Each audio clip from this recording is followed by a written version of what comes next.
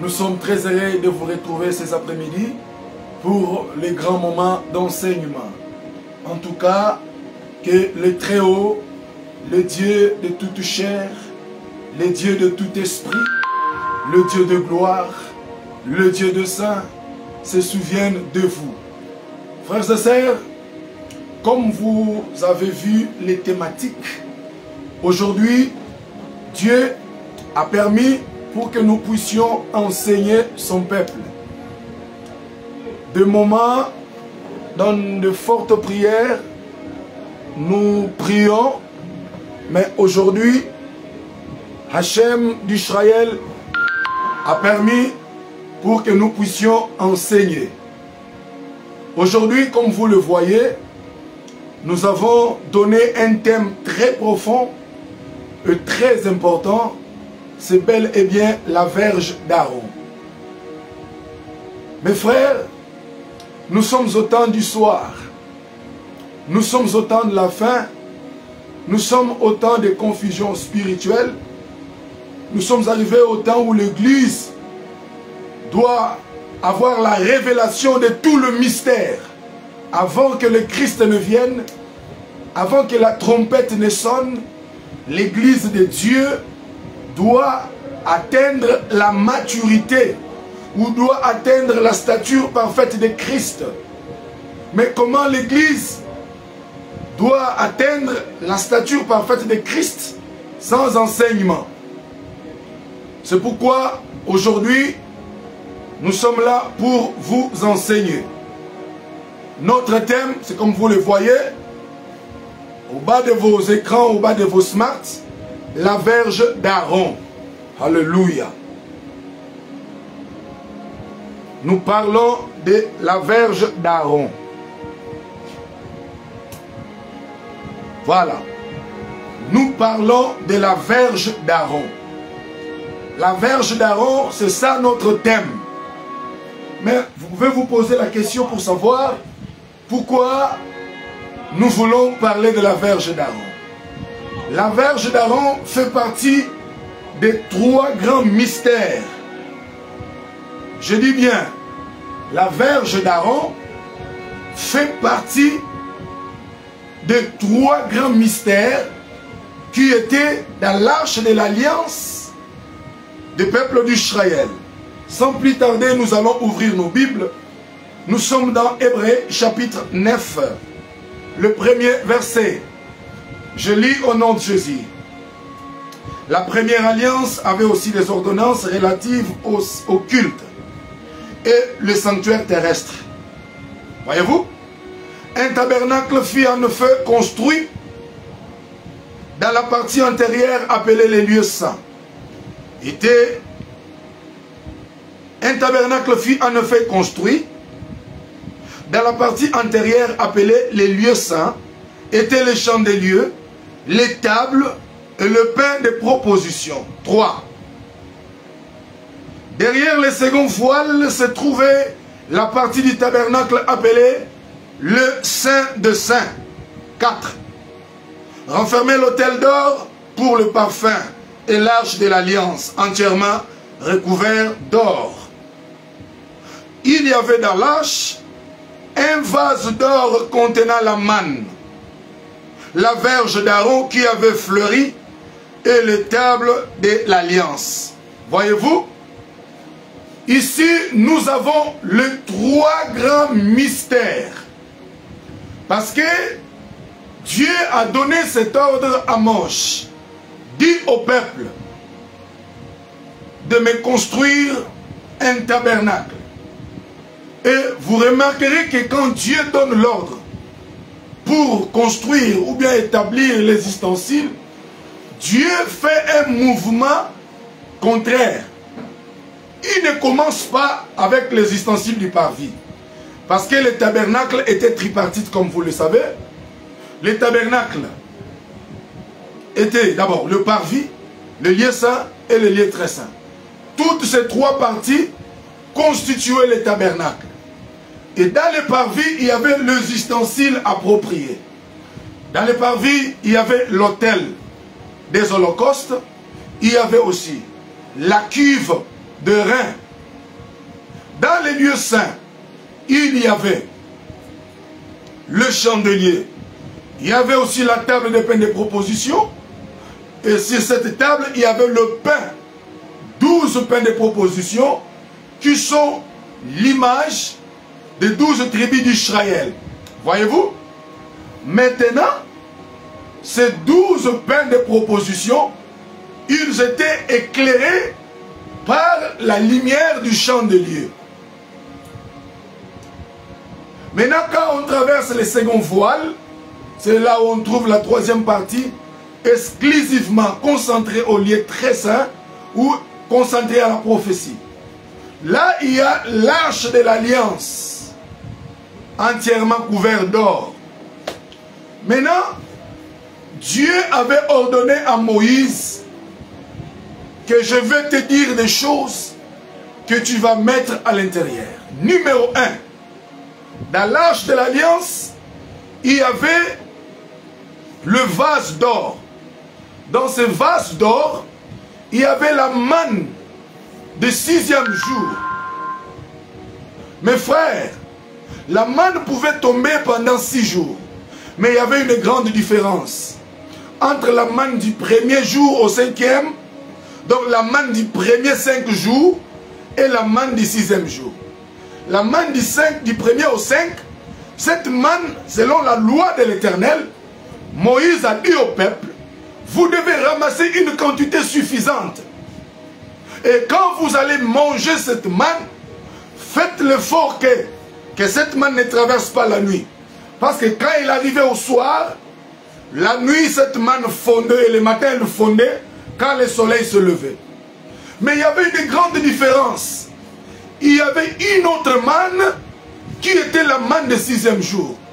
La manne du 6e jour, elle pouvait traverser la nuit. On pouvait la manger le 6e jour et au 7e jour. Parce que Dieu avait dit cet ordre, avait donné plutôt cet ordre. Au 6e jour, je vous donnerai un repas pour 2 jours. Donc au 6e jour, quand la manne tombait, comme le 7e jour, c'est le jour de Shabbat, c'est le Shabbat de l'Éternel, personne ne doit sortir pour aller ramasser la manne. Alors au 6e jour, ils étaient dans l'obligation de ramasser la quantité suffisante pour manger d'abord le 6e jour et le 7e jour. Alors Dieu a donné l'ordre à son oint. Vous prendrez le vase, pas le vase de terre. Voyez-vous? Pas le vase d'argent, mais le vase d'or. Pourquoi le vase d'or? Parce que tous les ustensiles qui sont dans les tabernacles, attention, le tabernacle proprement dit est bipartite. Donc il y a le lieu saint et le très saint. Mais quand on prend le tabernacle dans son entièreté, quand on annexe le parvis, ça devient tripartite. Et vous remarquerez ensemble avec moi, les ustensiles du parvis sont en argent ou en airain. Mais tous les ustensiles qui sont dans les lieux très saints et les lieux saints sont les ustensiles d'or. C'est ainsi, Yahweh dira à Moshe, la manne que tu dois conserver servira de témoignage pour les générations futures que Yahweh Adonai, Hachem d'Israël, comme dit mon père spirituel, il nous a nourris dans le désert. Et vous allez prendre cette manne qui a défié la loi de la pourriture, qui a défié la loi de la putréfaction. C'est cette loi que vous devez conserver. C'est cette manne-là que vous devez conserver. Parce que la manne du 6e jour, elle pouvait passer la nuit. Le matin, on pouvait voir cette manne. Alors que les autres mannes étaient flexibles, étaient liées à la loi de la décomposition, à la loi de la pourriture, à la loi de la putréfaction. Mais pas la manne du 6e jour. Alors, c'est pour cela, il a dit à son oint, vous prendrez une quantité suffisante et vous la mettrez dans un vase d'or. Et ce vase d'or va rester dans l'arche de l'alliance. Ça, c'est le premier élément. La manne étant un repas mystérieux, étonnant, étonnant plutôt, Dieu a dit à son oint, vous la mangerez. La manne du premier au 5e jour, ce n'est que l'image de tous les prophètes. Parce qu'eux aussi, ils apportaient l'ainsi dit l'Éternel. Ils apportaient la parole. Ils amenaient le pain. Chaque prophète, c'est un pain mangeable. Wouh! Ils étaient des mannes. Maintenant, il y avait un problème. Ces mannes du premier au 5e jour ne pouvaient pas traverser la nuit. Or, quand on parle de la nuit, on voit les ténèbres. Or, la nuit, tout le monde dort. Or, le sommeil, dans un langage prophétique, c'est la mort. Alléluia. Donc, quand ces mannes arrivent au soir, ils étaient aussi flexibles à la mort. Ils pouvaient mourir. Et quand on revenait le matin, frappé par la lumière du soleil, ils s'étonnaient. Donc, ils touchaient, ils devenaient, ils se décomposaient, voilà. Tout homme né d'une femme, qu'il soit prophète, apôtre, bishop, tout le monde flexible à la mort. C'est ça l'image de la manne du premier et au 5e jour. C'est l'image de tous les prophètes. Tous, ils étaient flexibles à la mort. Tous étaient accablés dans les séjours des morts. Quand ils arrivaient au soir de leur vie, ils pouvaient mourir. Les autres mouraient, frappés par la maladie comme Élisée. Les autres étaient décapités. Les autres étaient matraqués, jetés dans les prisons abusivement. Mais il arriva qu'il y avait une discordance. La manne du 6e jour, celui-ci, lui, il a défié la loi de la mort. Ouh. Quand la manne du 6e jour arrive au soir, de son 6e jour, il arrive là-bas, il traverse la nuit, et le matin, lui, ne se décomposait pas. Lui, il s'est levé droit sur ses pieds. Ça, c'est l'image de Jésus-Christ qui traverse le séjour des morts.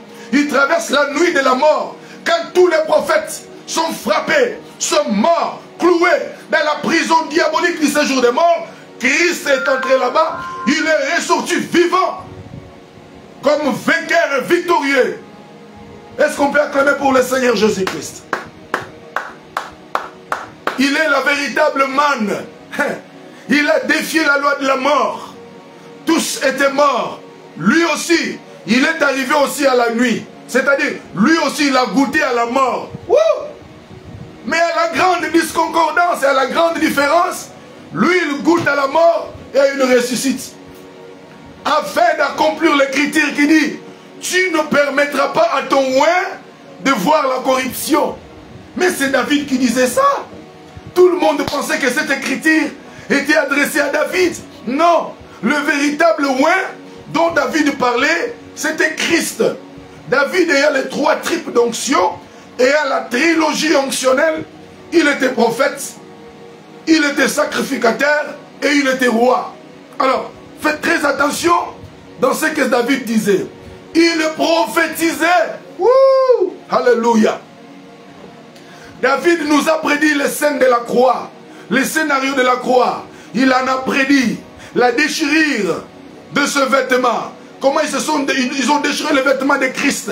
Comment ils se sont partagés ce vêtement. Comment ils ont tiré au sort la tunique. Il a même prédit la trahison de Judas.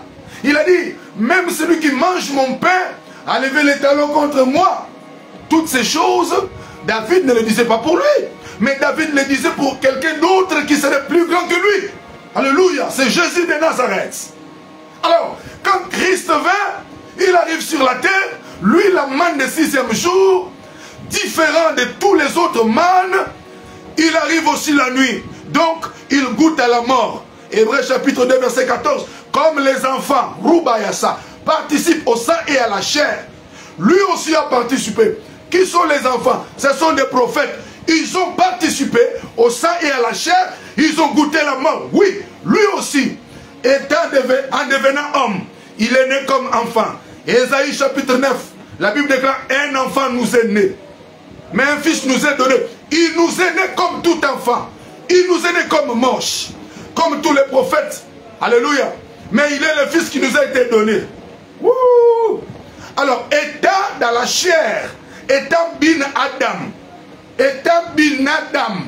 étant dans la chair du péché, Christ devrait aussi arriver à la mort. Donc il devait aussi traverser la nuit. Mais à la grande différence, quand il arrive la nuit, au soir de sa vie, lui, il a vaincu la mort. La Bible déclare, le premier jour, il était dans la tombe. Le deuxième jour, dans la tombe. Mais le troisième jour, il est ressorti vivant. Oh, oh, oh, oh, oh, oh, oh, oh, oh. Donc, quand David est prophétisé, disant, tu ne permettras pas ton oin de voir la corruption, David parlait de Jésus. Parce que Jésus était la véritable manne. La véritable manne. La véritable manne. Ce n'est que Jésus de Nazareth. Et c'est ici, Moïse a dit, vous prendrez une quantité et vous la mettrez dans le vase d'or. Pourquoi dans le vase d'or? Parce que l'or est le métal de Dieu. L'or est le métal de la divinité. C'est pourquoi ce qui est divin ne doit que s'engloutir dans la divinité. Ouh! Cette manne défiant la mort, défiant le séjour de mort, la Bible déclare un peuple habitait les ténèbres. Subitement il voit une lumière. Tous les prophètes, ils étaient accablés dans la mort. Mais subitement, ils ont vu une lumière. Ouh! Et Christ a arraché la clé de la mort et du séjour de mort. C'est ainsi quand Jean l'a vu, Jean pouvait trembler. Jean dormait sur la poitrine de Jésus. Jean connaissait le rythme cardiaque de Jésus. Il pouvait décoder le ménétekel caché. Ce que Christ pensait. C'est pourquoi il était celui que le Christ aimait. C'est pourquoi il est mort pisseau sans connaître de femmes comme toi et moi. Parce qu'il avait une mission. Il devait avoir une grande mission apocalyptique. C'est ainsi, il avait fallu que Jean lui-même soit mené dans les hauteurs pour qu'il nous révèle le mystère de Dieu. Parce que lui, il connaissait les rythmes cardiaques de Christ. Il pouvait connaître ce que Christ pensait. Il se couchait sur sa poitrine. Alors, la manne du 6e jour, étant le mystère de Christ, on ne devait que lui mettre dans le vase d'or. C'est la divinité qui est engloutie dans une autre divinité. Là, c'est le Fils qui est englouti dans le Père. Woo! Alléluia. Là, c'était le tout premier élément qui était dans l'arche. Le deuxième élément, qui est notre thème, c'est la verge d'Aaron. C'est quoi d'abord la verge d'Aaron?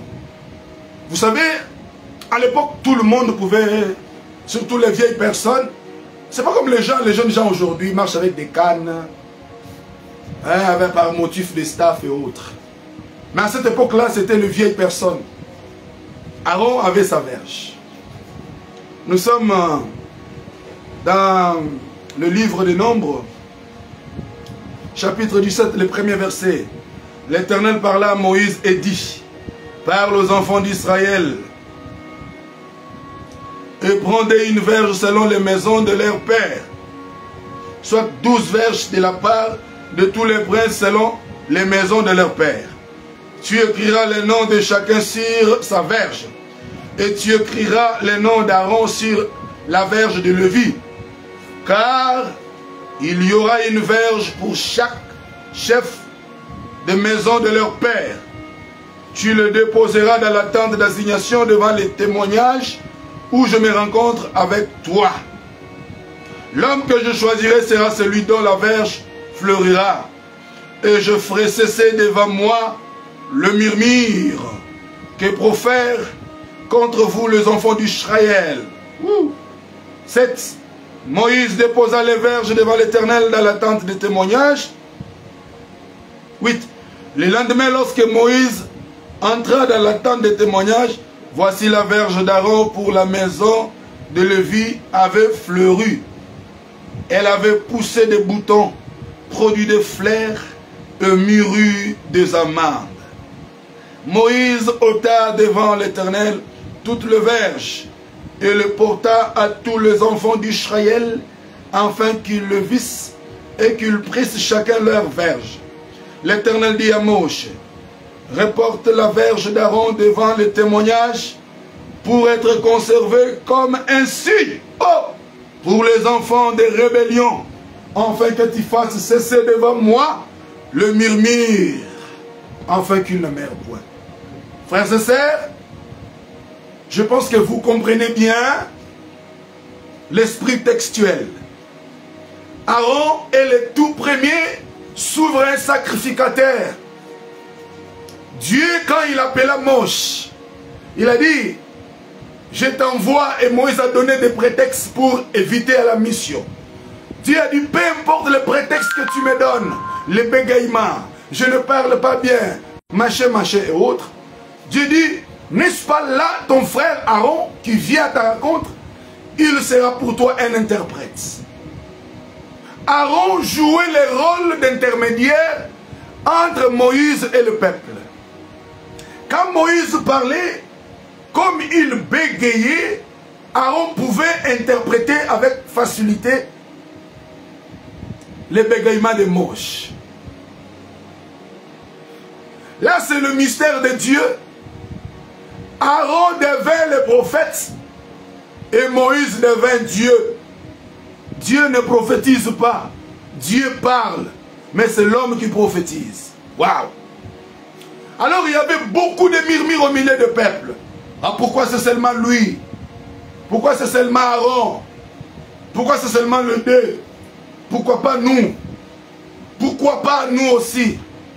Alors Dieu, comme il a vu qu'il y avait beaucoup de murmures, pour cesser des contestations, pour cesser le murmure, alors Dieu a dit à Moïse, comme ils ont murmuré, pas de problème, tu diras aux enfants d'Israël, ils étaient au nombre de 12.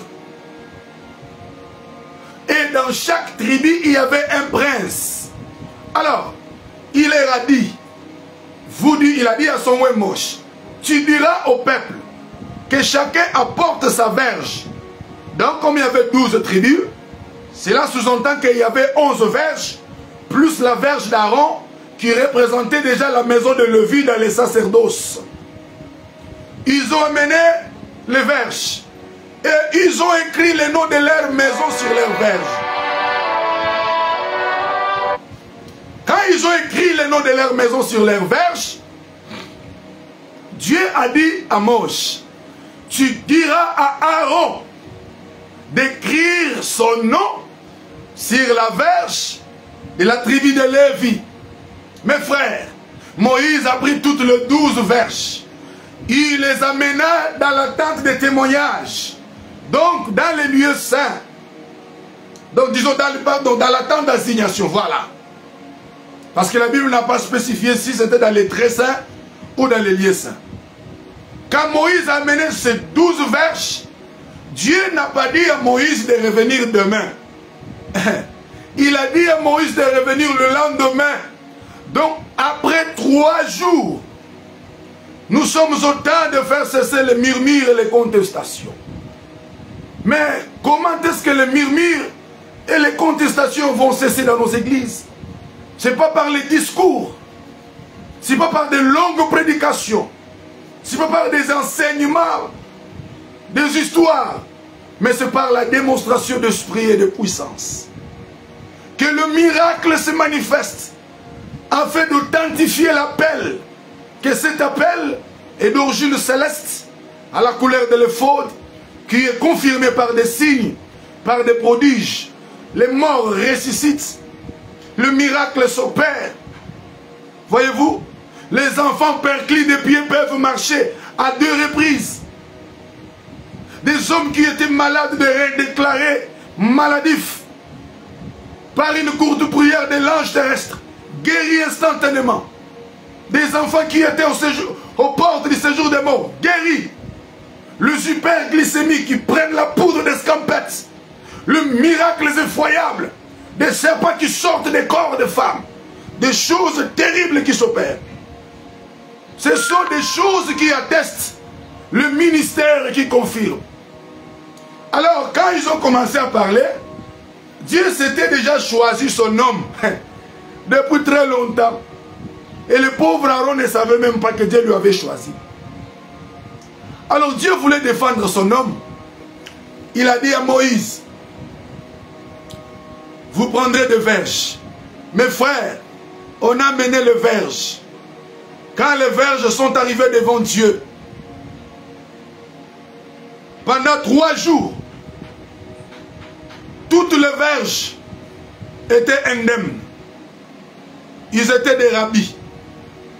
Seule la verge d'Aaron avait fleuri, avait bourgeonné, avait poussé des boutons et des amandes. Et cela a confirmé l'appel d'Aaron. Mais c'est quoi la verge qu'on amena devant Dieu? La verge qu'on amène devant Dieu pour être confirmée, ce n'est que Christ que Dieu a confirmé par des signes et par des prodiges. Et les autres 11 verges, ce sont le mystère des prophètes, des hommes qui sont venus avant le Christ. Parce que lui-même dit, tous ceux qui sont venus avant moi sont des voleurs. L'homme que Dieu a confirmé à la croix, c'était Christ. Lors de la grande montagne des transfigurations, quand Pierre a vu Élie, quand les autres disciples que Christ avait pris, de l'autre côté, on vit Moche, on vit Élie. Ah, ils étaient frappés de l'étonnement, de la stupeur. Si peut-être c'était toi, tu allais prendre la poudre d'escampette pour fuir. Mais ils ont dit, faisons 3 tentes ici. L'autre pour le Seigneur, l'autre pour Élie, l'autre pour Moïse. Et l'Écriture déclare, une nuée déroba les 2. Et il ne resta que le Christ. Et une voix cria, se fit entendre. Celui-ci est mon fils. Écoutez-le. 2 fois confirmé à la montagne et aux eaux de baptême. Voire même 3 fois confirmé à la croix aussi, par rapport à ce qui s'est passé. Dieu l'a confirmé que c'était réellement lui le véritable Aaron qui devait interpréter le véritable Moïse qui est Dieu. Parce que quand le peuple voyait Moïse, il voyait Dieu. Et Dieu avait aussi besoin d'un Aaron pour que ce dernier lui interprète. Parce que Dieu c'est un mystère. Dieu c'est un bègue. Nul ne peut s'approcher de lui. Alors pour l'écouter parler, il faut qu'on passe par Christ. Il est écrit, nul ne peut venir. Nul ne peut aller au Père s'il ne passe par moi. Christ est le pont qui nous relie avec le Père. Christ est le médiateur entre l'homme et Dieu. Depuis la chute de notre ancêtre Adam, nous étions tous chassés des jardins. Mais Christ est venu nous réconcilier. Alors c'était le Christ qui a été choisi. Et sa verge avait fleuri. Quand la verge fleurit, c'est-à-dire la verge manifeste la vue. Les 3 jours qu'on avait introduits dans la tente d'assignation. Et n'oubliez pas, les sacerdoces d'Aaron étaient terrestres. Donc quand on a mené les 12 verges, donc on a enterré les 12 verges dans la terre. Wouh! Et les 12 verges qu'on a enterrées dans la terre, c'était Christ et tous les prophètes. Les autres n'ont pas manifesté la vie, mais un seul a manifesté la vie. C'est Jésus de Nazareth. Le 3e jour, il est resté vivant, alors que les autres. Mais lui, vivant, les autres. Lui, vivant, parce qu'il est Dieu. Le véritable Aaron, c'est lui le Christ. Le 3e jour, c'est sa verge qui a bourgeonné. Et quand nous voulons contextualiser cela aujourd'hui, dans nos milieux évangéliques, il y a beaucoup de contestations. Alors pour cesser les murmures et les contestations, qu'on sache si c'est qui réellement Dieu a choisi, il faut qu'on mette nos verges. Donc qu'on mette nos ministères, qu'on le mette en jeu, qu'on mette nos droits de veto sur la table, qu'on voit ici réellement les fameuses apparitions que nous prétendons avoir eues sont des innovations, ou bien sont des imaginations, ou ce sont de véritables apparitions. Christ n'appelle pas un homme ordinaire. Quand Christ t'appelle, il se révèle à toi, il te donne sa portion. Il est écrit, celui qui croira à moi fera des œuvres plus grandes, parce que moi je m'en vais au Père. Je crois que Dieu peut faire des choses inouïes, qui transcendent l'humain, qui dépassent l'intelligence des intelligents. La verge. Que ta verge puisse bourgeonner, afin de cesser les contestations. On peut te contester, on te remet en cause. Retourne dans les coulisses, parle à ton Dieu. Si c'est réellement toi qui m'avais dit, va là-bas, faites ceci, que ce Dieu-là se manifeste. Nous sommes au temps où on nous conteste. On peut me remettre en cause une grâce, un don de Dieu. On remet en cause. Alors que celui qui avait appelé prenne le temps de confirmer son nom. La verge d'Aaron. La verge d'Aaron, c'est aussi ton image à toi. On a pris toute la famille. On l'a introduit dans la maison des féticheurs, dans les sacerdoces diaboliques. Mais toi, tu dois bourgeonner, manifester la vie. Parce que nul ne peut te bloquer, nul ne peut te renfermer, nul ne peut te séquestrer, nul ne peut t'enclaver, nul ne peut te jeter dans une prison. Même si on te jette dans les eaux, tu vas surnager. On te jette dans le feu, la quatrième personne parmi la fournaise va apparaître. On te jette dans les airs, les anges viendront te sauver.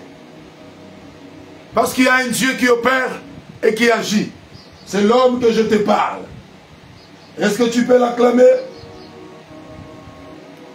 La verge d'Aaron. Tous les 12 verges séquestrées. Là je parle de la manière des hommes. Toute la famille jetée dans la prison. Nanda kwanganga. Même bakenda na bino nyoso. Yo nanda kwanganga. O bacha bamprente na bino. Yo kobimisa mutu. Tu vas bourgeonner, tu vas fleurir.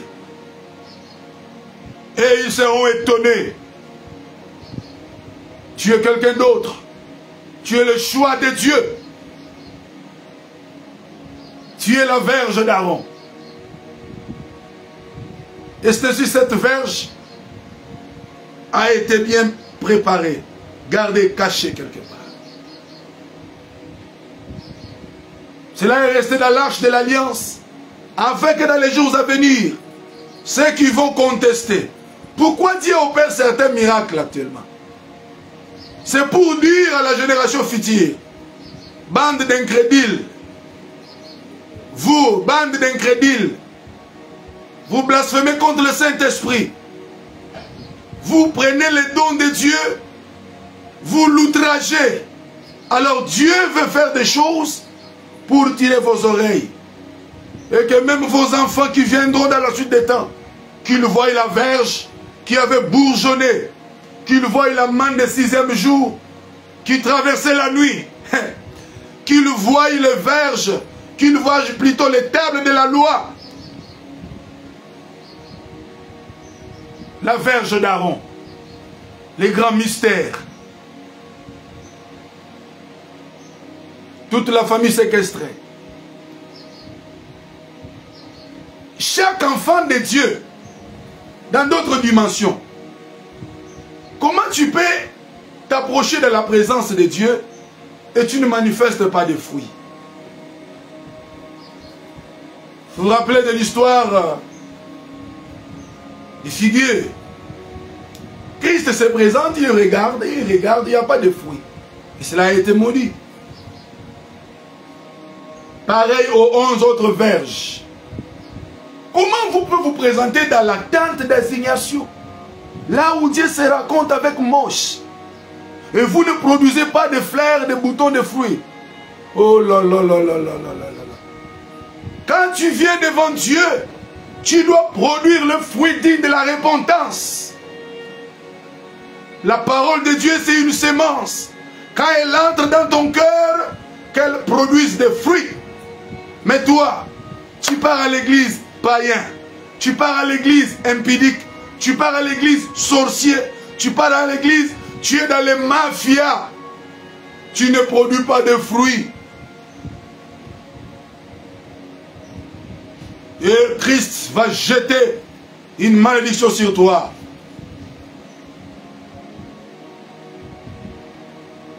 Comment expliquer dans la présence de Dieu, tu ne produis pas le fruit? Non. Vierge d'Aaron, tu dois manifester le fruit. Montre-nous que tu étais devant Dieu. Montre-nous que tu étais dans la présence de Dieu. Montre-nous que tu t'es présenté devant lui. Jamais homme ne s'est approché de lui et resté le même. Les rappeurs se sont approchés de lui. Ils sont devenus apôtres de la foi, apôtres de miracles et de révélations. Les sorciers se sont approchés de lui. Ils sont devenus grands serviteurs de Dieu. Mais toi, tu viens chaque fois devant Dieu. Il n'y a pas de changement. Non. Là, tu ne t'approches pas devant Dieu. Tu viens faire le tourisme à l'église. Comment expliquer? Dans la tente d'assignation, là où la gloire se manifeste, tu passes 3 jours là-bas. Non, non, non. Quand tu entres dans la tente d'assignation, tu dois manifester les fruits dignes de la repentance. 3 jours. Les autres 11 verges n'ont rien manifesté. Seul Aaron a bourgeonné. Mon frère, tout dépend de ta disponibilité. Quand tu t'approches devant Dieu, si tu es disponible, Dieu peut opérer un miracle. Je suis modérateur dans notre église. Je salue la communauté Bethlehem Church. Dans la maison de mon père, là où Dieu m'a ordonné de travailler d'abord pour ces temps. Mes frères, il y a des gens qui vous viennent. Tu vois quelqu'un qui prie de tout son cœur. 2 jours, 3 jours, pas témoignage. Mais il y a des anciens de Sayo, de Mbiaka. Là, quand vous venez, simple modérateur, ils ne prient pas. Ils attendent le pasteur. Mais quand le pasteur va commencer le voyage, vous allez aller prier avec lui dans l'avion. Ils viennent, ils ne prient pas. Ils regardent. Et le modérateur aussi. Je regarde et j'observe. Quand tu viens devant Dieu, viens de tout ton cœur. Prie. Pleure pour ta maison, pour ta famille. Et je profite de l'occasion pour lancer un appel pathétique à tous les bien-aimés qui nous suivent. La grande communauté chrétienne Bethlehem Church, qui est sur avenue Bokuma numéro 28, qui dirige mon père spirituel Gédéon Kalambay, organise de fortes prières avec comme thème le revêtement et l'équipement. Et nous aurons le Père Jean Chèche, l'homme de Dieu, un homme de Dieu puissant que Dieu a établi. Le prophète Yohan Chèche, c'est un grand pasteur, un grand homme de Dieu qui est à Yolo sur avenue Minyungulu. Donc celui qui sera l'hôte de la manifestation. Alors je profite de l'occasion pour lancer cet appel pathétique à tous ceux qui nous suivent. Vous êtes à Kinshasa, à Bokuma, à Bokote, à Boleko, à India, à Chikapa, à Kandakanda, dans la commune de Kinshasa, Barumbulingwala. Il y a un grand rendez-vous sacré, un rendez-vous divin. Viens, tu seras équipé et tu seras revêtu. Retournons à notre mouton. Des gens qui viennent comme ça à l'église, ils ne prient pas, ils regardent les gens. Mes frères, surtout nous là, qui avons les titres, non, on est serviteurs. Ne tombons pas dans les pièges. Les gens prient, tu as les yeux grandement ouverts. Tu vas voir les autres témoigner et toi tu seras toujours spectateur. Pareil avec le verge qu'on avait amené devant Dieu. Mais la verge d'Aaron avait bourgeonné parce qu'Aaron était le choix de Dieu. Et j'ose croire que tu es aussi le choix de Dieu. Dieu va te faire grâce. Dieu va te visiter.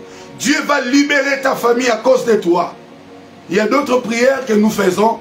Tu ne sais pas ce que cela peut provoquer dans le monde du ténèbre. Tu vois des choses qui s'opèrent. C'est parce que quelqu'un s'est pointé devant Dieu. Comme Gédéon. Comme Jaïbet. Comme Joseph. Si Dieu n'avait pas pris Joseph de leur famille, lors de la famille, ils allaient tous mourir. La verge d'Aaron.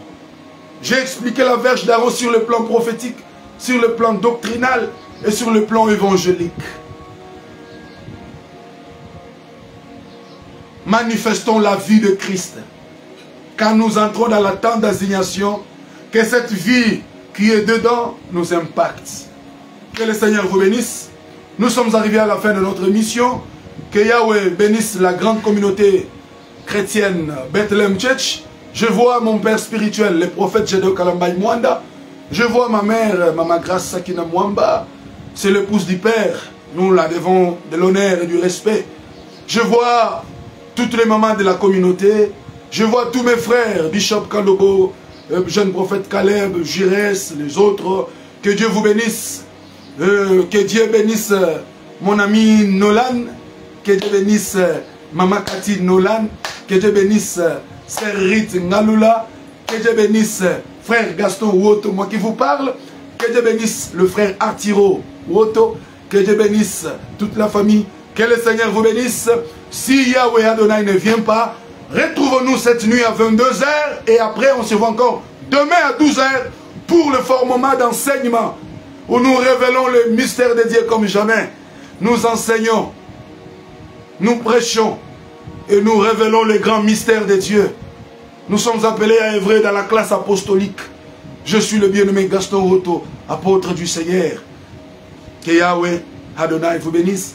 Oh, sans oublier tous les amis qui nous suivent aux États-Unis. J'allais oublier. Je suis dans Lake Worth, Texas. Je vois notre bien-aimé Maman Grace Tamboué. Que Dieu te bénisse. Je suis dans Virginia. Je vois la sœur Rebe Mwabana. Que Dieu te bénisse. Je sais dans Curtisville, dans Missouri. Je vois le bien-aimé Jean Sintingi. Que Dieu te bénisse. Je suis à Montréal. Je vois la sœur Léa au Canada. Que Dieu te bénisse. Je suis à London, Manchester. Je vois mon frère Dada Wangata. Que Dieu te bénisse. Nous sommes à Cape Town. Nous voyons le frère Gelor. Nous sommes à Chypre. Nous voyons le bien-aimé qui prie là-bas. Que Yahweh soit avec vous. Tous les bien-aimés qui sont à Dallas, à Houston, dans l'état de Texas. Ceux qui sont en France. Ceux qui sont en Belgique. Ceux qui sont en Espagne. Ceux qui sont au Nigeria. Je vois ceux qui sont à Port Harcourt. Je vois ceux qui sont dans les Onitsha. Je vois ceux qui sont à Benin City. Je vois les amis de la Côte d'Ivoire. Que Dieu vous bénisse. Je vois ceux qui sont à Lomé, à Togo. Que Dieu vous bénisse. Je vois ceux qui sont dans l'île Maurice. Soyez bénis. Que le Seigneur Hamashia, Hachem d'Israël soit avec vous. Bye bye.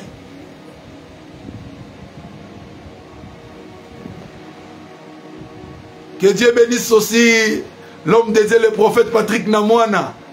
Voilà, que Dieu vous bénisse.